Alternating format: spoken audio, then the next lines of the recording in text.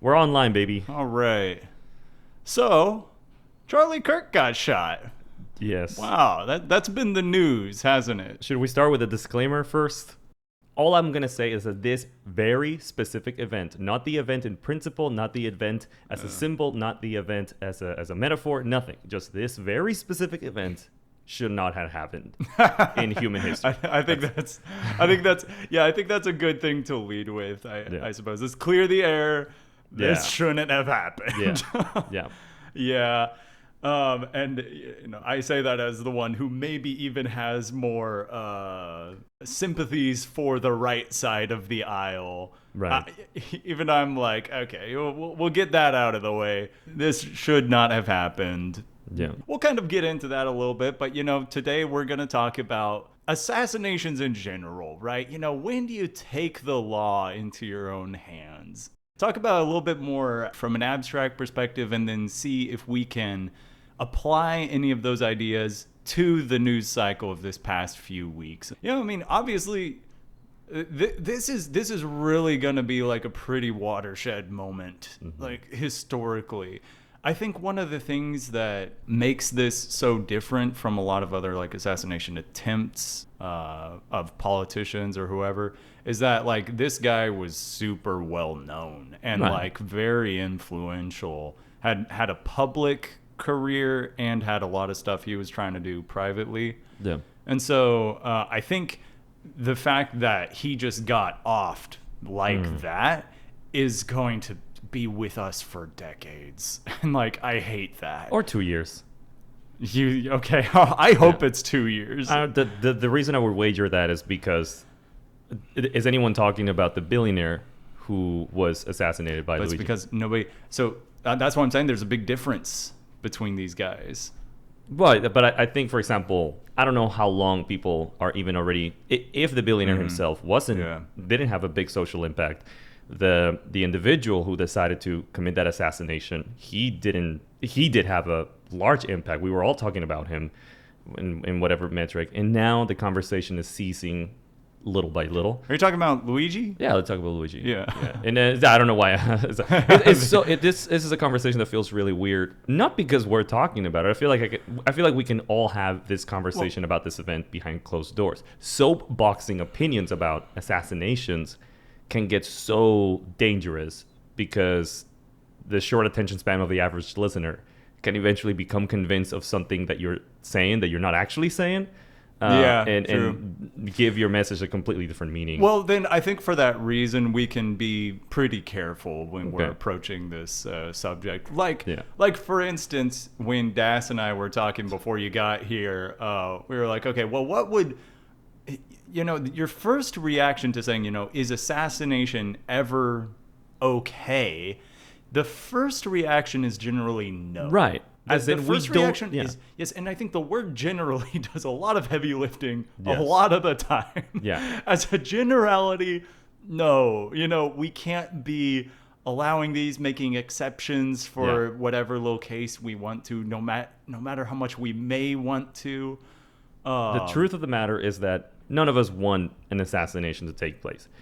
The truth of the matter is that our world is full of individuals who take violent initiatives. And those are the people who make an otherwise peaceful situation unbearable.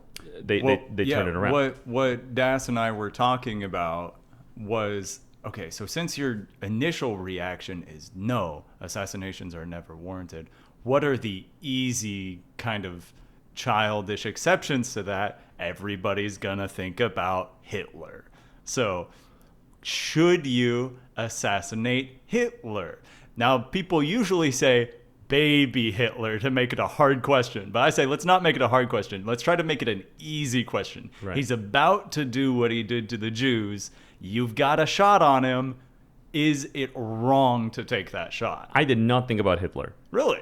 I was thinking about if we're talking to little Timmy, like the way my parents would explain this to me is you should never resort to violence.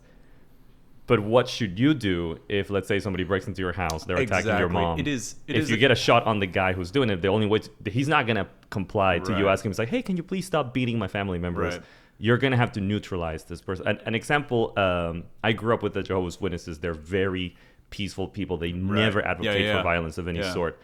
So it was amazing when they, in one magazine, one of the literatures, they released information on, like, if someone breaks into your house, you may see yourself needing to neutralize the person with any kind of blunt force or anything on the matter. And of course, they're not saying you should kill them. In the state of Texas, of course, the way that is interpreted by any Texan reading it, because we have last time I checked, we have the castle laws here, is whatever happens, happens. If the person dies, they were the ones that inserted themselves into your home. They were the ones who violated the law first, and they're threatening people who never threatened them. Their response in that moment seems to be reasonable, that you would, I guess, kill them if it comes to that. You're saying that, like, in certain instances, obviously self-defense may be to the point of killing the other person. Yeah. Which is my position, I guess. Yeah. When we're talking about politically, socially, if there's an instance where one party or one faction or a group of people are not attacking another group of people, and they would not attack another group of people, but group of people B attacked group of people A who was formerly peaceful, while they say that violence is never the answer, at that point it may be the only thing that is available to you. You know, this is funny. To me, this actually reminds me a little bit of the example that I was bringing up in the free will episode, where it's like, if I'm harassing a guy at a bar and then he punches me, you know, was that kind of the right answer in a way? Right. Like, yes, probably as a species, and most societies that have developed and evolved to this point have some kind of teaching that we teach to little kids, that is to stay away from violence. Don't escalate things toward violence. Right. And then in kind of quieter moments, you do say, well, there are exceptional cases. I feel like most societies, most like religions have some kind of version of that, of like, it's to generally say, yes, we want to aim for a peaceful world and stuff, but I don't honestly know of anyone who doesn't take some kind of retributive action. There are, like, you know, some pacifists out there and stuff, but nearly everyone agrees, and it's my stance too, that, like, if you genuinely believe that there's going to be more suffering for letting a kind of behavior continue, you can take that into your own hands. Now, that's not to say that everybody's going to agree with you, because everybody's going to agree with your choice to take it into your own hands, because maybe they're going to think you misperceived that, you were wrong, you were lying to yourself, you took it into your own hands too soon. And this is when it becomes a murkier subject, you know? That may be another question to ask here is, while we know that it's obviously, sure, neutralize the threat is morally okay. So basically, I think everyone can agree with that. When is it morally wrong to not use violence against someone? I guess that's an interesting question. An assassination normally, you would phrase that as basically like if you're being too passive about something, right? Right.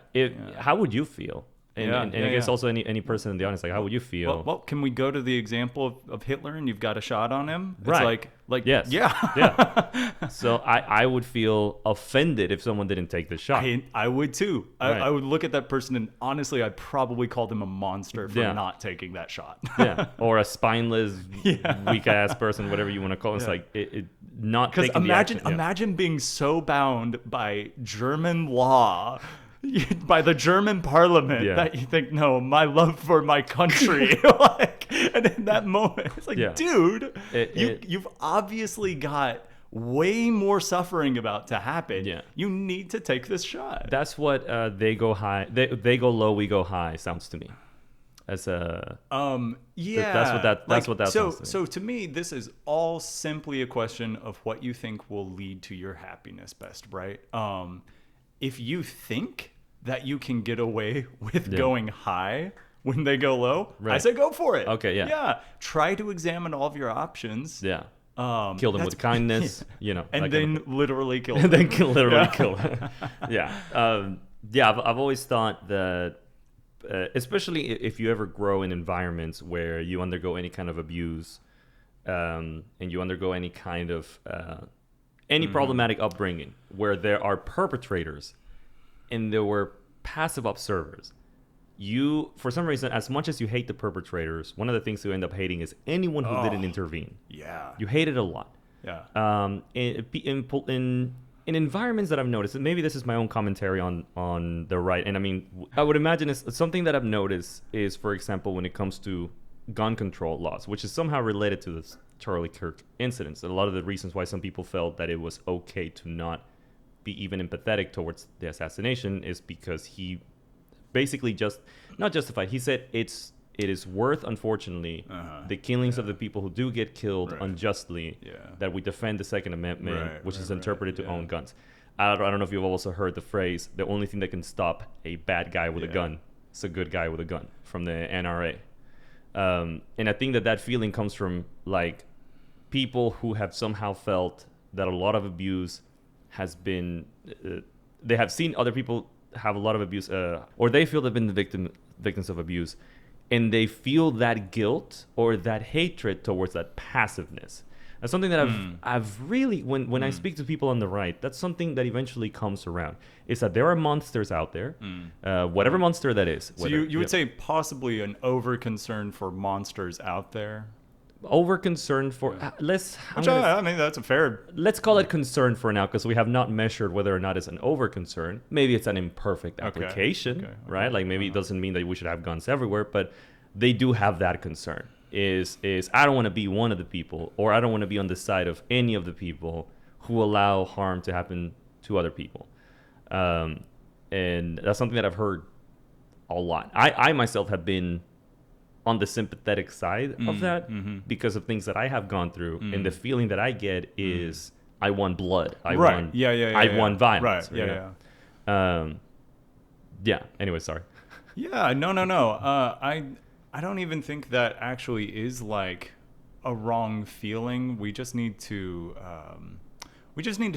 do a better job of understanding what our options are. Yes. Because like if we can clearly communicate, and if it's true that fewer guns means fewer gun deaths, then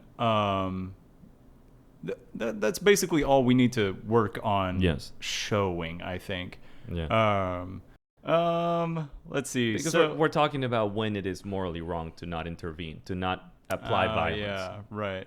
I think it's an allegation of passiveness and basically lying to yourself and all of us about what was warranted in this situation. Like, yeah, if somebody is being abused and then somebody else is standing around passively, in general, I think it's fair to say that they have an obligation to try to help intervene too, depending on how clearly they see the situation being. What is a very common right-wing rhetoric? I mean, I don't have a specific one, but like something that we always hear is we need to do X, otherwise group X wins, right? If we don't save money, if we don't spend money on gas, the communists win. If we don't go to church, Satan will win. If we don't, like, there's always an enemy, right? It's something that I've always noticed. So when you're in that kind of sensitive place, and I mean, I've found myself in that place many times, you have this militant attitude, like you're the good soldier boy, and I'm just waiting for my orders. And any person that gives me the orders, like I'll say, let's do it, and I'm going out and I'm going for blood. That is like a real feeling that I've had throughout my life, growing up Christian, growing up with those principles. And it's important for any person that, like, if they have those feelings, they need to acknowledge how easy it is for them to be manipulated into fighting for a cause that has nothing to do with stopping whatever alleged harm or threat that they think that's out there. Yeah, that's something I think about a lot too. Let's talk a little bit more on the cultural differences between the right and left after we cover the Charlie incident. But before we even do, let's just paint the spectrum a little bit. Let's draw the spectrum and just say, so to answer the question of if assassinations are ever justified, well, it seems like we have some instances in which we say yes, but you know, even necessary. Yeah, right. Maybe Yeah. your obligation Yeah. to assassinate someone, right? Yep. But what I think the line is, and it's a unfortunately blurry line, is if you genuinely believe that this assassination would stop more suffering than if you allowed it, Right. then that's when it's justified. Now, what's so kind of wonderfully complex about that is now it becomes a matter of perspective. You know, says who? Right. Says the Germans in World War II, Right. says Hitler's cabinet, or say the resistance in Germany, says the Jews, right?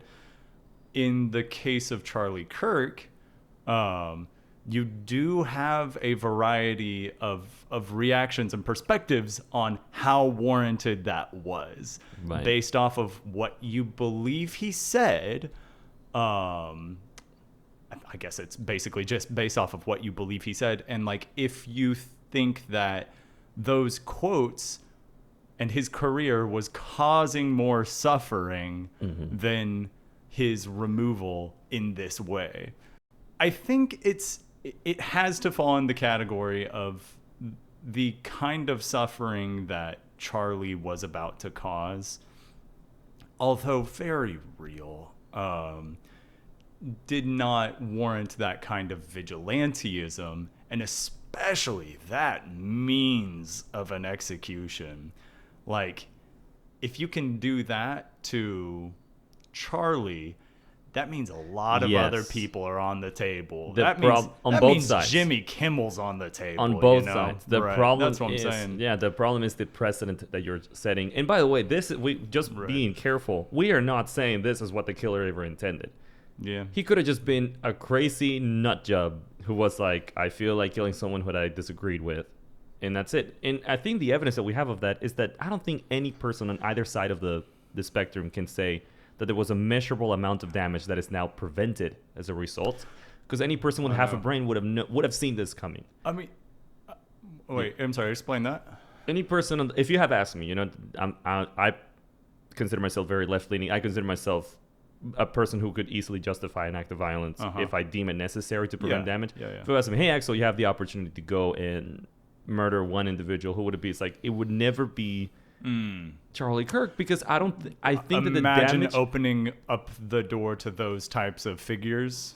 And you're also, look at everything that's happening. I feel that Right, the like, situation, there's going to be potentially more harm brought as a result. I mean, of it. I've literally thought about the line like, yes, this is tragic for Charlie. This is tragic for the Kirk family. Yeah. This is most tragic for the left right now. Yes, it's because this is being fueled for... I mean, yes, all of the sudden, like, now look, I mean, to tilt my hand a little bit, I do think that the left has had more of an impatience problem than the right. That's I don't know what that means. section of the left that has less patience for dialogue, and if they can't think of a good retort to maybe a stupid quote that Charlie Kirk said, they might be a little quick to say Nazi. I am in complete disagreement. My view is that's a section of the left that does not really represent the bulk of the left. Right. I think that the problem with the left has been the complete opposite. I think Too much passiveness, maybe. Too much patience. With what is... Have you seen the meme of Patrick with Man Ray, the SpongeBob meme? Like, most viewers will know which one I'm seeing. It's like, I feel that is what the conversation of left and right has been for like the last 10 years. Okay. The right, of course, being Patrick, the left being Man Ray. Like, it has been just such a frustrating attempt to bridge the gap. And now I think that people, the way that I've seen is that people who are quick to call others Nazis, that they're done with the conversation. They're done. Right. They're already frustrated with the conversation. Right. Yeah. So like that's what I personally feel is, we've been too patient, actually. But this particularly, I think that this didn't warrant this kind of action, because the consequences were obviously going to be measurably worse. Oh, man, exactly. Because like I keep coming back to, okay, look, you know, I do have a amount of sympathy for, for Charlie, for the Kirk kids, for the wife. But what I don't mourn is the loss of Charlie Kirk as a career. I just right? don't. Yeah, Really, I only have good feelings about the fact that the career is done. That what he was trying to do is done. Assumably, there could always be another spokesperson. Yeah, and maybe this deserves a little mention too. I personally believe that Charlie was a pretty unique figure. Okay. I don't care if people dogpile on this. I think it was just that uniquely stupid, and that uniquely sheltered. And I mean, I will fucking say it. A huge unnamed figure that has blood on their hands right now is whichever pastor raised Charlie. Okay. Fascinating take. To fill a kid's head with those ideas, and then to see a kid as ignorant as Charlie is go on and make a career of paranoia peddling. Yeah. That guy should be ashamed of their part in that. Okay. And this leads to another thought I was having of like, yeah, Charlie, I think, is a uniquely ambitious idiot, or was, and I don't think we'll be dealing with something as destabilizing as he was for a while. But we also do need to keep an awareness that, like, he's a product of those communities, the religious right community, the thing that he sought to become, the convergence of religion and politics, specifically conservative, evangelical, and some conservative Church Catholic. is an authority. Yeah. Yeah, right. And the fact that he was actually pretty openly admitting that his beliefs were primarily coming from his religion. Yeah. And he would kind of, it's what they do. They do lip service toward non-religious reasons for their political stances, but they're really religious reasons for their political stances. As a former Christian person, you know what text comes to mind? Whenever, I don't know the actual text, is obviously in one of the Gospels, whenever the Apostle Peter took out a sword, cut a guy's ear off, and Jesus had to put it back into the person. Oh, yeah. Putting Peter's like, put your sword down, because those who live by the sword will die by the sword. I would say that Charlie is a vivid example of what that looks like, because this is a person who advocated for violence. Honestly, it's amazing how blind religion can make you to the double standards that you have. Yeah, you think you're a principled, peaceful person, and then out of the other side of your mouth, you're justifying. I'm actually fine with the death penalty in some instances, but out of the other side of your mouth as a religious person, you're also justifying the death penalty and whatever punishments you think are necessary for whatever group. And it's horribly unprincipled also. Yeah. Televised death penalties. Death penalties based on religious infractions. I guess. And then, especially with the abortion subject, I really worry about how much they don't even personally realize how much their own views are just coming from their religious beliefs and what their pastor is telling them that the Bible says, or even what the Bible actually says. I don't care. It's still coming from religion primarily, and not from, let's look at this objectively. Right. It's that was a pretty good succinct way of putting all of it. I don't know what else there could be to say about that guy. I think maybe the fact that I think it speaks volumes that I am currently either afraid of or paranoid of even speaking my opinion as openly as I would want to. I have even thought about that, because even though I am repulsed by a lot of the left's reaction, I have typed out some Facebook statuses that include the words like Charlie was not a good guy. Yeah. And then thought, I just don't. I'm about to lose my job. I know. It's like, I need this job.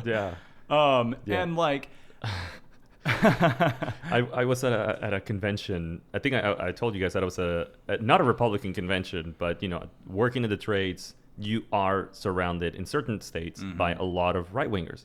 That's just who works there. So if you go to any convention for that career, I have a quick question. Is that of any race, or is it like yes, usually literally okay. from Black, Latino, Asian, mostly white, mostly white. Right. The strongest corollary is with whites. Right. But there are a few of us who are just in this career. My boss is quite a right winger. We ended up at this one convention that it was for the trade, educational. And, it was a nice going, like we were at a hotel. I thought that I was going to play Super Smash Brothers with my coworkers. So on the day of that assassination, September 10th, yes. September 10th that it happened, we were playing Super Smash Brothers. I brought my Get Luigi shirt. Oh, right. Which I do wear as both a double symbol, right? Like a double entendre, like Get Luigi, like for the Super Smash Brothers game. And also because they know that I'm left-leaning. They know that I kind of sympathize with the Luigi. Let's just not say assassination. Let's say his message. Yeah, right. And then I ran out of shirts to wear. And the only shirt that I had was the Get Luigi shirt. Charlie Kirk gets assassinated. I'm like, this is not the time to wear this shirt. Everybody's looking at you. But I did have to wear it. Fortunately, I think everyone understood, like, what are the chances that he wears this for that? But I was like, hey, guys, don't ask me about my opinion on this. It was a very interesting thing. But I'm kind of curious to hear what your actual reaction was, because it's funny. I was talking with a coworker like a week before Charlie got shot. And we were just getting to know each other, and I was like, oh yeah, have you heard of like this guy Charlie Kirk? And then we both just like collectively groan at like, oh, what an embarrassing career that guy has. And so then a week later, my ex actually texted me and jokingly says, your boy got shot. She knew to just say that, and knowing that I would Google who she was talking about. And when I just saw the headline, Charlie Kirk, conservative commentator, has been shot. Now this was minutes after it had actually happened. Nobody thought he had died at this point. But I just heard he got shot, and I burst out laughing. I thought it finally happened. Not that I was wanting it to happen, but we all knew what he was trying to do with his career was try to push as dumb of shit as he could say without getting shot. I can have a very dumb and loud mouth, especially when I'm with friends in public. And one of the things that they've always said, some friends of mine have said in the past, is like, one of these days you're going to get decked.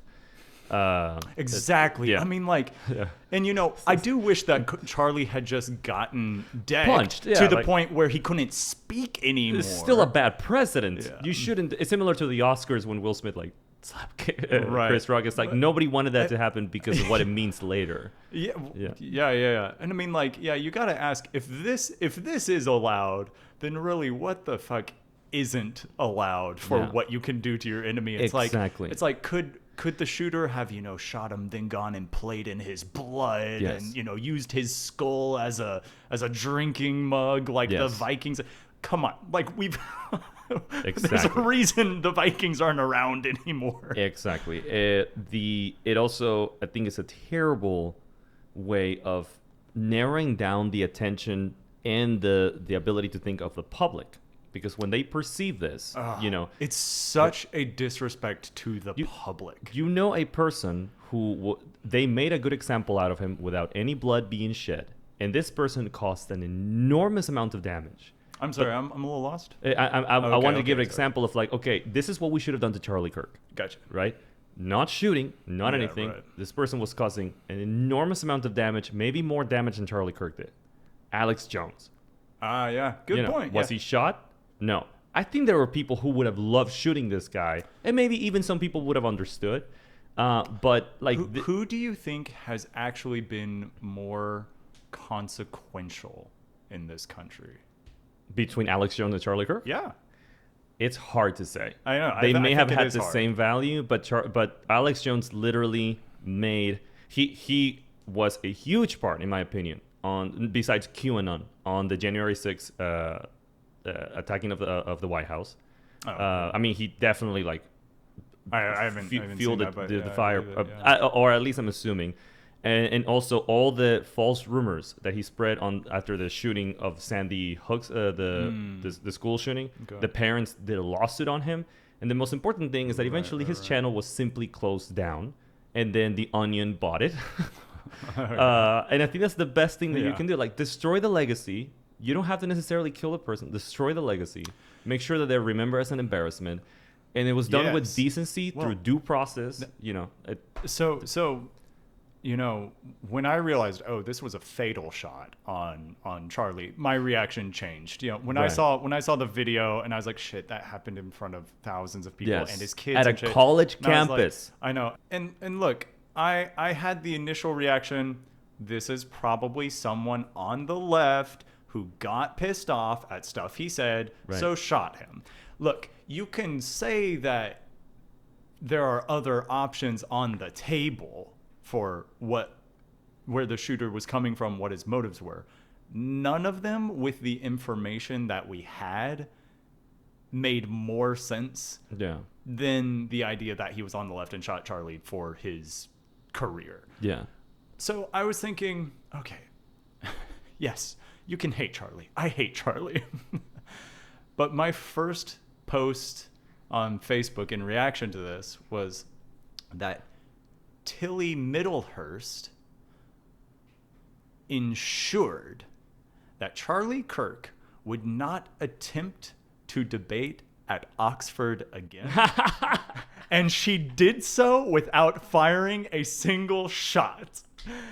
That's pretty good. That was my post. That's it was like, pretty good. Look, we had a way of solving this. If the fucking DNC just like funded her YouTube channel. Yes. That's pretty much the point that I'm trying to say with Alex Jones. Look. People would say, oh no, Charlie's having too much success. Not with Tilly. Yeah. Not at Oxford. Yeah. He got so much bad clips from there. Yeah. The left finally had clips of him losing like debates prolifically. He didn't ever try to go back to Oxford. Perfect. And so that's the problem. way you do it, right? That's the problem. It's you're telling people, no, we were to the point that we needed to start firing shots. Like, no, we didn't even try the other steps at all. You had the other steps. If the DNC like fucking had their heads screwed on, like they would know to fund the successful creators, the ones who know how to articulate their stance. Yeah. The DNC are as guilty of blood as anybody else. Fuck everybody. You know, Charlie wanted to. I heard he wanted to take over the RNC, like I guess become the RNC chair or something. That's why he got shot. Well, so I that's no, yeah, potentially. I don't know. That's conspiracy. I mean, look, I don't think the shooter was a loony. I think he was a guy that was like, I don't know, maybe a little socially outcast or something. I mean, it gets a lot into speculation. I don't even know who it was. But the point is, like, for one, it was a good shot. Yeah. And I mean, does it take a genius to land a good shot? You know what I mean? Like, it takes practice. someone It takes practice. in a way being in their right mind. You see what I'm saying? In the right mind for that. Exactly. Yeah. In a way, being in the right mind. But also the choice of Charlie Kirk as a target actually makes a lot of sense to me. Not that like it makes a lot of sense to me why someone would want to do uniquely him, because I would say no one else on the entire political spectrum had attempted to converge like, well, obviously the left is not going to do this, but I'll say no one else on the right was so successful at converging religion and politics into the same organization. What about into the same PragerU? Function. Or PragerU, whatever it is. Yeah, Prager. They were very. I mean, I've always thought the right as a whole is like Christian. America's a Christian country. Let's keep it Christian. Yeah, but like Turning Point USA, is it's just what's the word, like just measurably more.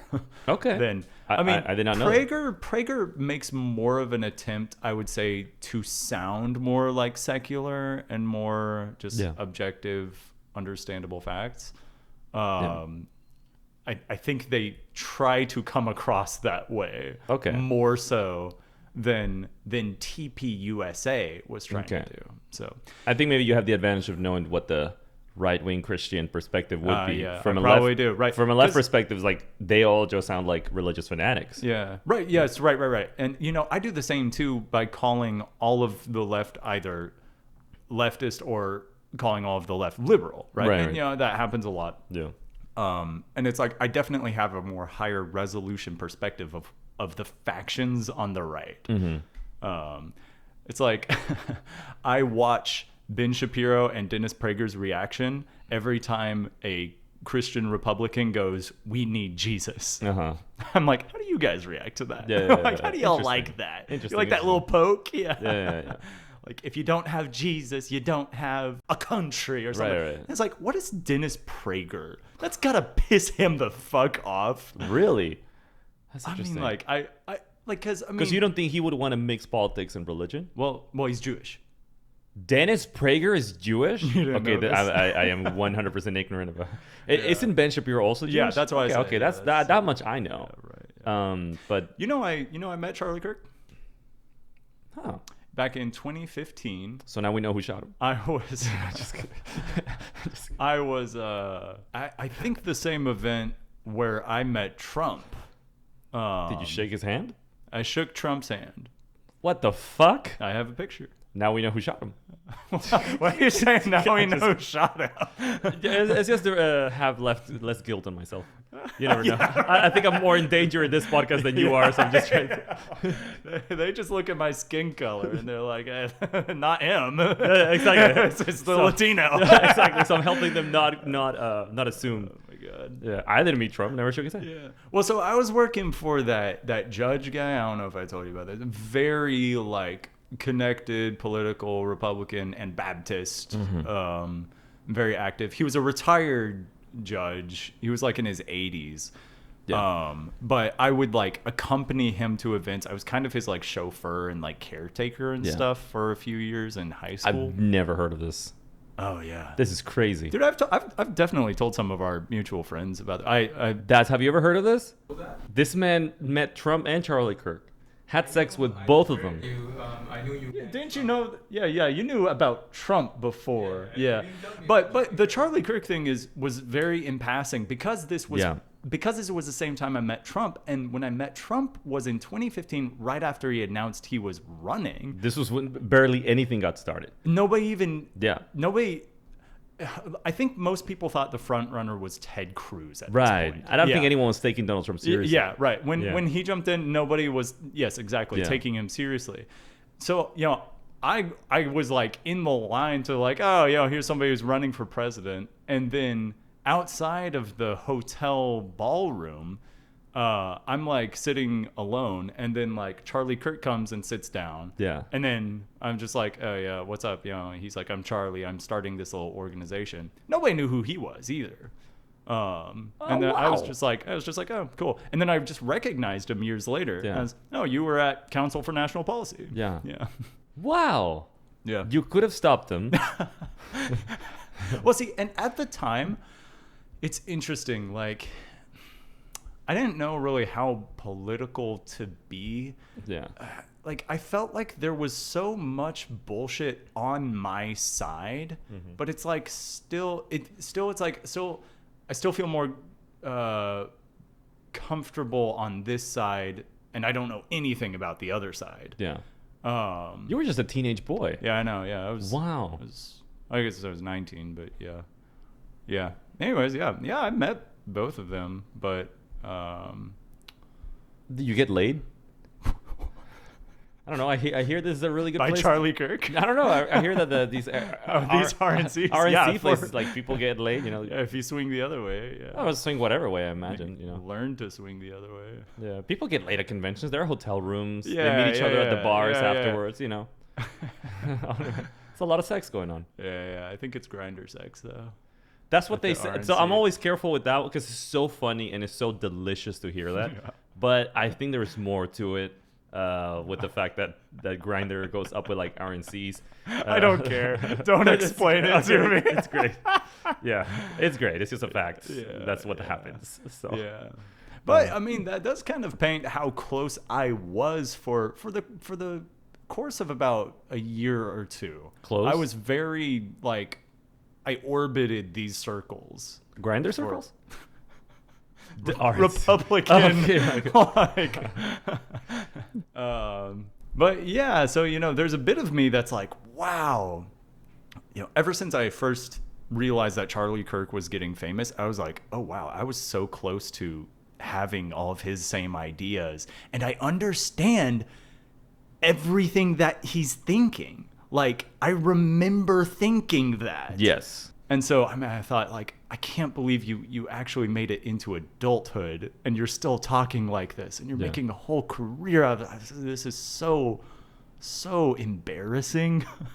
Like, that happens when you're in a circle when everyone tells you you're doing great. You're doing, yeah. When you're a young Christian boy, everyone's telling us like you're amazing. I know, he's tall. He was white. I don't want to say he was attractive because. Well, let's not make like once you get shot, I think like I know I can't make fun of. You don't need any more insults about your appearance. Yeah. JD Vance deserves all the insults he can about his dumbass baby face, but mascara baby face. Like, but Charlie, after getting shot, it's like I do feel we can't say what I want to say right now. yeah. So yeah. But wow, okay, way too. So maybe we can wrap this up actually, and we're at 43 minutes in with talking about or like one of our last subjects to maybe be like what we think about the reactions on both sides. You see what I'm saying? Yeah. Like, because I think that's a little bit untold of a story. Sometimes some people just kind of you did say you were wondering what my reaction was when I first heard the news. First of all, my first reaction was like, my coworkers know who Charlie Kirk is. That was my first reaction. Yeah, that was kind of surprising too. I work with a lot of Gen Zs, right? A lot of Gen Z. Some of them are more like rural town Christian boy Gen Zs, right? And they have different opinions. They're fresh lot coming in, and they have different opinions about things. So a lot of them were like, dude, do you hear Charlie Kirk got shot? The first thing that I'm thinking is, again, why do they know who Charlie Kirk is? Yeah. And second, this is not going to be good for anybody. Oh, yeah. That was my first reaction. I was like, this is not good for anybody. Yeah, I didn't even think of him as except a target. for some Republicans trying to get elected right now. Oh, that's what I mean. That's what I mean. This fucking avalanche. Can we please be the adults in the room who declare that we know that even when Republicans get their votes in, like, they're literally voting against their own interest. Like, a left-winger is both in the interest of Republicans and left-wing people because we know how damaging their policies are going to be for everyone, especially poor people, right? So, but like when all of that happened, I remember that some of my coworkers were the thing. It's interesting what the reaction was. We're surrounded by Republicans, right? And the reaction was like, well, that's what happens when you talk so much shit. No way. Yeah. And I don't think that they meant it as in it was good that he died. Right. But I noticed that these guys, them specifically, I'm not saying that all right-wingers are like this. Maybe they are. Yeah. As a matter of fact, my anecdotal experience has been that 100% of them are, but I'm not saying that all of them are like that. Like what? Victim blaming. If it's one of their own. Yeah, if you go out in the street and you wear booty shorts and you got raped, it's your fault. Right. Yeah. Whatever happens, like, is your fault. If you go out and you're talking a lot of shit and being very, because even they acknowledge. I'll say, I don't consider myself a right winger, but I mean, I also think that was the reaction of a lot of people across the board, though. Yeah. Is that like, if you talk that much shit, you gotta bring security with you. Yeah. And wear a bulletproof vest, which I think maybe he did. Maybe he was wearing, or and my coworker was saying, have it inside, Right. Yeah, because like, it's just if you're going to be that intentionally inflammatory, it doesn't justify, obviously. No. It doesn't justify the shooting, but you have to know that there are crazies out there that will kill you for that. Yeah. How about you tell the college that platformed him, it's like, let's not do this anymore, and have a monetary penalty for people who platform somebody you believe is saying some hostile shit, right? Like, in that case, I do agree. There's so many solutions to this. But I am in complete disagreement with the victim blaming approach, because we all have some shit to say, right? And with the First Amendment, it's about, like, it's okay for us talk some of that shit. Well, I'm blaming a lot of people. I think I'm first and foremost blaming the shooter for taking it the most.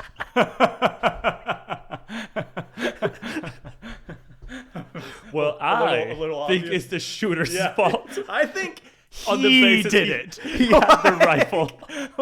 Oh my god, we should be on the jury, man. That's pretty good. Well, you know what I think? You know what I have concluded? It wasn't Charlie.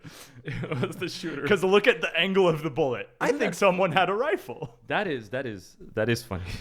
But yeah. Okay, but you see the point I'm making. Yeah. First and foremost, yes, the blame is on the shooter for taking the biggest unprecedented step of anyone in this situation. Exactly. But then, like, if you go, next down, the pastor's on this list for me. Okay. It's like Okay. who his parents even for like.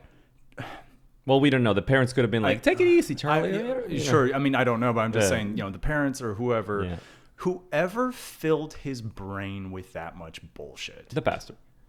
Yeah, right. Yeah. And you at the at the convention, I was like, you know what you want to do. We're like, here's a good idea. But and then part of that is Charlie himself. Like, I will not be found avoiding the fact that, like, Charlie brought so much unnecessary antagonism upon himself, and this shooting was part of that. Again, I'm saying majority of the blame onto the shooter for me. In fact, if you ask me, it is always funny when I'm saying it as a disclaimer because it's like I don't want people to think that I'm like trying to pass the blame elsewhere. Yeah. It's if you ask me, the shooter. Yeah. But I think even a lot of people on the right were like, okay, there's better ways to say the same message we're all saying, especially because I think that a lot of this has to be true. Like, Christians who are getting entangled with all these political figures who are obviously just trying to start shit because that draws clicks, it draws viewership. Makes you feel like a hero. Not only makes you feel like a hero, but it's also like, hey, if I say the worst shit, I get the most engagement in social media platforms, TikTok, whatever it is. And that creates the opportunity for you to spread your rhetoric in whatever way you see fit. You get more voters and so on. I really do feel like a huge source of it, though, is religious people, especially Christians, trying to feel like the hero. Okay. Like, I think that's a huge deep down motive of it. And they're thinking, oh, how can I get a whole half of this country to see me as a hero? I'm going to start an organization, TPUSA. I'm going to be the hero. Yeah. That's what I think is kind of like drives what you're talking about, knowing how to get clicks. Why do those clicks feel good? Yeah. So, yeah. Yeah. And it's also an excellent tool for anybody trying to spread an agenda. But like, they do that. And I'm thinking, like, whenever you see that such bullshit and hypocrisy is happening, whenever you belong to a religion of love and harmony, turning the other cheek, when Jesus was literally saying that it's easier for a camel to pass through the eye of a needle than for a rich man to enter God's kingdom. I can't make heads or tails of the Bible, though, because the same guy who those words came out of his mouth is allegedly supposed to return one day on a on a horse with a flaming sword coming out of his mouth to slaughter all of the. No, it's a sword coming out of his mouth. I think you're thinking of Muhammad, actually. Okay. But anyways, regardless, I could be wrong about that. But we're offending somebody. Jesus, I'm sure someone is offended by our pissing off someone the was world's in a horse. two greatest religions, or largest religions. Yeah. Two greatest greatest religions. All right. These are the best religions. I was holding the list upside down. Yeah. But yeah, like that's why I can't make. I mean, like the guy whipped people out of the temple. Was like why? Insulting. Why did he whip people out of the temple? Because they weren't being as reverent as they should be. No, they were using. He literally told them, "You guys are using my father's house as a center of commerce," and that was terrible. Who did he praise more? The rich man giving, their leftovers to the temple? But he took justice into his own hands. Because he was God or God's son or God's in between. Whatever. So he's not always turned the other cheek, though. He's Mr. If I say this is a sacred space, then I get to whip your ass out of it. He didn't kill anybody, though. He turned the tables over and he said, get out of here. Great. He only picked up a whip It's and funny. cracked it. I can make sense out of that. And I would even promote that. I mean, don't get me wrong, I cannot make sense out of the whole Bible. But when it comes to Jesus' message, and these people do call themselves Christians, they don't call themselves First Testament or Abrahamists or whatever. Like, this is obviously a very anti-oligarch message, you know? Anti-people in power message. Like to Caesar what's Caesar's, man. I see, like, no. See, Okay, I'm saying that as a okay. counter. Like, Yeah. and no, the guy didn't move the needle that much. He didn't actually move the needle on these subjects that much. Like, turn the other cheek, but also, like, take up your sword. Yeah. Because of what? And then those who live by the sword will die by the sword. And then I'm gonna come back and slaughter all the non-Christians one day. Maybe we need a more revision to the canon. I'm not saying that there aren't contradictions, but in the We current, need to revise this. or they need, whoever is doing Yeah, it. I don't know. I don't know if they're going to do a good job at it. But the point that I'm trying to say is there has to be a lot of dissonance. I don't think that every Christian liked Charlie Kirk, but once he's dead and now that he's a victim, I think it's the perfect opportunity to go like, okay, yeah, like now we have a martyr. He's literally a martyr. Yeah. So yes. this is what this guy is being made into. There are murals, martyr. And it's with going his to be face on so it. much easier to martyrize him once we are further away from his career and his words. Yes. Because that was the final ending note to all the bullshit that he said. It was like, well, he got shot, right? And it's like, that doesn't make anything he said better. I know, yeah. You know.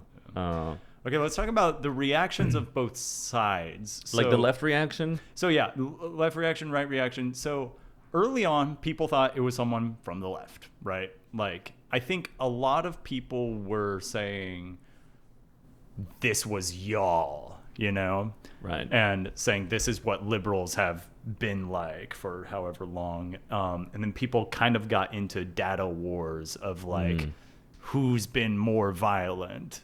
I think the right was really quick to say, this is your whole side. Right. And that's not how I see it. I see it as, yes, he was on the left. He was squarely on the left. Allegedly. But not yes, sure, allegedly, but I'm assuming it. Yeah, I don't have proof. But it looks clear enough to me to make the call that squarely on the left, but not representative of the left. It's like if someone... I mean, the vast majority of shooters have been all right-wing. I haven't... You're talking about something I do not know. The Columbine shooters were right-wing as shit, racist as they come. The Sandy Hook shooter, if I remember correctly... I may be wrong about that one. I think the Sandy Hook shooter was a kid. The guy who shot Trump was right-wing. Didn't he also, give to the Biden campaign or something? All right, I need to check my facts. Okay, well, I'm not getting into a data thing right now. Yeah. I'll say you're right. I don't know. Yeah. We could be spewing a lot of misinformation. Let's cut that out if I find out I'm wrong. Yeah. But okay, regardless, obviously we're saying this person isn't representative of any side. Right. I think it's true that the left needs to get behind better articulators of their point, like the Tilly Middlehurst I was talking about. Because it's almost like who's much further down the list of people responsible for Charlie's death. Well, I would say the left, because by now they haven't actually been addressing him as a problem. It's like you've got to, if you're the DNC or whatever, you've got to see that guy's career coming and nip that in the bud. Yeah. You can't let that guy's career get to this point either. Yeah. You can't let all these college kids try to handle him on their own. I'm pick some creators at each, just get the SSA guy to debate him or something like that. Have a more organized approach to actually answering this guy's questions to not give him clicks so that y'all can win more elections. Yeah. Again, there is many steps between between doing nothing and then doing what that guy did. An infinity of steps. If anything, that's the biggest lesson here. It's it's not if assassination is justified, as we have concluded. It's there's definitely situations where assassination is justified. And there are situations where assassination is one of the worst things you can do, both because of the precedent that it sets, the future consequences. Right. Because it also means you want the violence. Because you didn't want all the good methods that were available to you. Like you already said, nip it in the bud is one method. Being a zealous campaigner against the things that the other side is trying to do. It's a viable method, and very little was being done. Like the DNC right now are a bunch of spineless cocksuckers. Like as far as I can tell, And that's why you have a higher resolution of the organizations on the left. Yeah, exactly. I cannot speak much for the right. Like I don't know who's a Jew, who likes Jesus, who doesn't. Like, I know all the Jews. You know all the Jews. But for me, on the left, it's like if you ask any leftists, while our vote would strategically be Democratic this coming election, if we still have an election, it's more like we're just doing this because this is the necessary evil, and it's just one step towards the right direction. But eventually, we want more. If you ask any leftist, like we want more Bernie, we want more like socialist like ideas, not whatever the fuck this is. This is just, Yeah, absolutely. Well, and I do want to say really quick, like I had said before we started recording, I don't know a single person on the left who. Wow, I know like 3. If they were told, hey, I've got a shot on Charlie Kirk, should I take it? Exactly. Would have said yes. Right. Not a single person I know would have actually said, take that shot. Everyone would have reacted like, why Charlie Kirk? Like, there's so many other good targets. Look at how his transitioning boyfriend reacted when he messaged him, when the shooter messaged him. The boyfriend was shocked. It's like, what? I cannot imagine what they must have felt. Oh my God. I cannot feel imagine what they must have felt. For the transitioning boyfriend. For the father turned him in, right? I know, yeah. Right. Yeah. You know what my dad told me? It would like, if I found out that you married Charlie Kirk, I would give you 24 hours to get out of the country. That is as much as I would give you. Because otherwise I'm complicit. But you have 24 hours to get out of here. Yeah. And then now everybody knows. If I shoot somebody, you know what they're going to say. But But oh man, what a time we live in. But even with the amount of people on the left, and even a little bit myself, who were at least relieved, and then in some cases celebrating the death, I don't know a single figure or a single person in my personal life who would have actually wished that on him. Right. And that's pushing back against the Republican narrative that there's a bunch of people who, if you see that they were celebrating it or that they were even had a positive emotion toward it, they would have said, take that shot. Yeah. I hope that my cartoonish renditions of right-wingers being in total just a bunch of super religiously fanatic people who have never read the Bible and they love sucking billionaire cock. I hope that if my cartoonish depictions of them are irritating, that they know what it feels like to also be cartoonishly depicted by a side that is provenly more hostile. I don't think they realize their cartoonish depictions. I don't think they realize they're doing it. I feel that I am...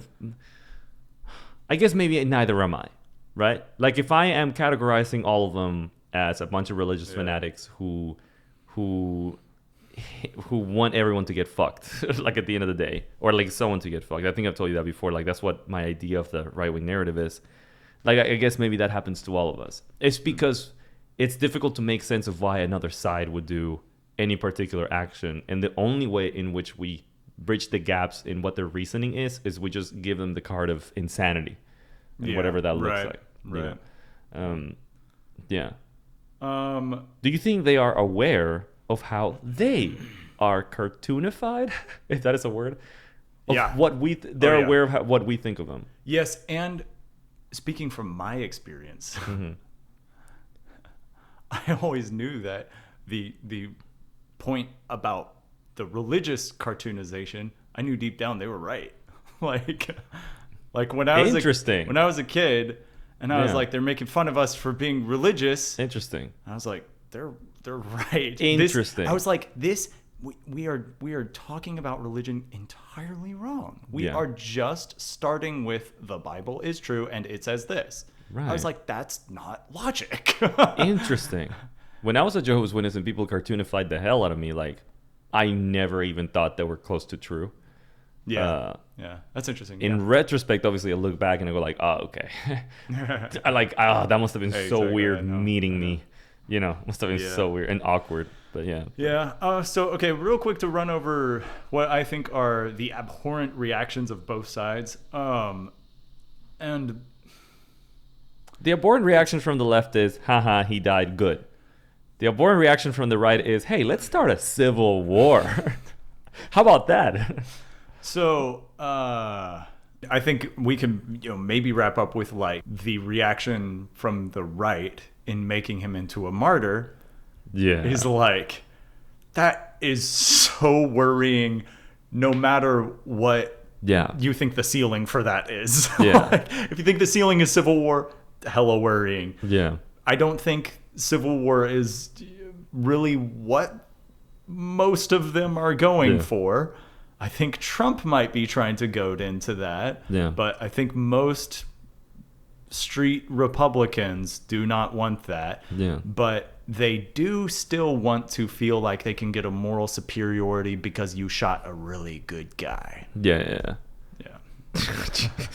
Yeah. I think, there was so much to be said. This got so political so fast. Yeah. And we were just discussing whether or not it is okay to assassinate a guy who is trying to fuck things up for everybody. And I think that here at Axiom, we don't advocate for assassinations almost of any kind, especially not around. If you live in the US, there are, again, steps between doing fucking nothing, which is what most people love to do, and going and killing a guy. Right. Even in the case of Luigi, that I would say, like, a lot of left-wingers are like, and even right-wingers, they're like, okay, that's understandable. Abusive billionaire, harming so many people through policies and insurance companies, whatever. Right. Okay, he gets shot. But it's like, well, were there other steps that we could have done? Can we vote against this instead of killing people? Yeah. Can we do the things that billionaires are so damn afraid of, which is joining together as communities of peace and going, hey, guess what? Let's not vote against our own interests anymore, and let's actually advocate against these harmful policies. Maybe let's make taking care of each other an inalienable human right, like having access to healthcare, having access to the needs, just the bare necessities, having access to education, all of these things that greedy corporations have convinced us is not a right and that we need to kill each other for, right? Which is working. So instead of in the US thinking that we have the fucking privilege of going around killing everybody, or not privilege, I think underprivileged nations do that. There are steps between doing nothing and doing that. Yeah. And here at Axiom, I think we advocate for the steps in between. That is what Axiom advocates for. Yeah. That is, Axiom looks for every other route to understanding your neighbor's psychology before you write them off as an animal and say I can do whatever I want to. We are hell bent on finding where dialogue goes wrong so that we can reconcile it better. Okay. I'm satisfied with that. I'm pretty satisfied. We're 2 hours in. Let's real quick. Yeah. Let's say what can both the right and the left do to stabilize this situation? Understand that the enemies are oligarchs. Interesting. Yeah. I hate Tim Cook as much as I hate Jeff Bezos and Elon. Okay. And, but relate that to this situation. So I don't think we should go out and kill any of them. Okay. You can vote. Just vote with your wallet. Now, vote. there's going to be a lot of right-wingers now that are saying, y'all shot Charlie Kirk. I'm not saying they have a point. But what can a left-winger say to get out of that spotlight of accusation? I would ask them, do you want it to stop? Do you want the shootings to stop? Wherever the shootings are coming from, because I want them to stop. I want them to stop right now. And then tell them, like, the best thing that we can do to vote against the shootings is vote against the powers of oligarchs. I do think that, okay, so to me, the right reaction to the Charlie Kirk episode is to mourn the incident, but not mourn the person. Yeah, this was terrible for everyone. This was terrible for everyone. I think the right will need to hear that the incident is quote unquote mourned. Yeah. Before they'll even listen to like a voting proposition. You see what I'm saying? Another viable response. You know what it is? Wow. Anyway, where are the Epstein files? That's another reasonable response. Yeah. And then, I guess from the right, I mean, obviously, the best thing they could do would be to fucking grow up and not make this guy into a martyr and not... You're asking too much. Get down off your high horse and do some introspection, look at yourself, and realize most of your opinions are just coming from religion. Anyhow. Yeah. There's things to do between nothing and shooting a guy. Yeah. And we should all vote for the Tilly things to be Middlehurst way. Yes. Hand them their asses in debate. She did it. Yeah. And she's fucking 20. Yeah. And the left doesn't agree with shootings, except unless you're Das. Das likes when people get shot, and that is why Das shot him. Oh, man. Well, this has been the first, full-in political... I know. Kind of neat. I like that we've been able to parse this out a lot. Looking forward to getting back to the more just general topics and putting this whole Charlie Kirk situation behind. Yeah. And getting over this and getting back to normalcy. Yeah. All right.